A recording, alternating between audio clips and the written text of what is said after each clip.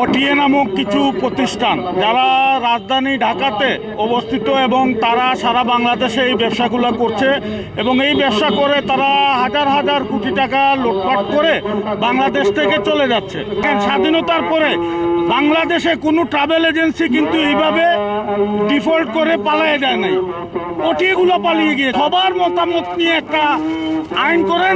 হাজার হাজার ট্রাভেল এজেন্সির মালিক যারা কর্মচারী কর্মকর্তা তারা সব বেকার হয়ে যাবে। উনি একতরফাভাবে আমাদের উপর একটা আইন চাপিয়ে দিচ্ছেন, যেটা আমরা মানব না।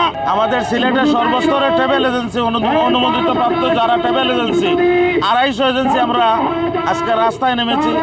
আমাদের সবাই আজকে কর্মবিরতি করছি। আমাদের ডিসি অফিসে যাব, ডিসি মহোদয়ের কাছে আমরা স্মারকলিপি পেশ করব। আমরা সারা বাংলাদেশের ট্রাভেল এজেন্সি সবাইকে নিয়ে আমরা কঠোর থেকে কঠোরতম আন্দোলনে আমরা যাব। আঙ্গুল বাঁকা করতে দিবেন না। আমরা যদি বন্ধ করে দিই বাংলাদেশের প্রত্যেকটা এয়ারপোর্ট কারো পালাবার জায়গা পাবে না। সিলেট থেকে আমরা এয়ারপোর্টে অবরোধ করবো। সারা দেশে ক্যান্সার ছড়িয়ে দিয়েছেন আপনার ব্যবসার মাধ্যমে, এখন চাচ্ছেন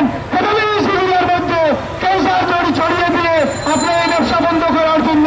আমরা ক্যান্সার মুক্ত একটি ব্যবসা চাই, ক্যান্সার মুক্ত ব্যবসা চাই, এই আইনের সংশোধন চাই। এই কালো আইন বন্ধ করুন। টিকিট ছিল পুরো টিকিট ফেরার জন্য এখন এই ব্যবস্থা করা হয়েছে। আমরা এই পক্ষে মানি না।